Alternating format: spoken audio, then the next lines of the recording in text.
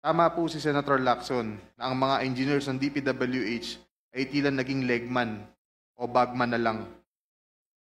Kung tatanungin niyo po ako kung sino o kanino kami naging bagman, sasagutin ko na po ngayon.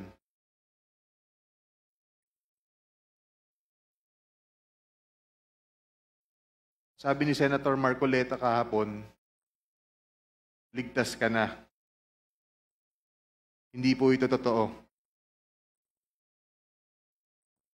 Si Senator Jinggoy Ejercito Estrada, Senator Joel Villanueva, Yusek Robert Bernardo, at D. Alcantara. Si Senator Jinggoy po ay nagbaba ng 355 million ngayong 2025 sa mga ilang projects sa Bulacan.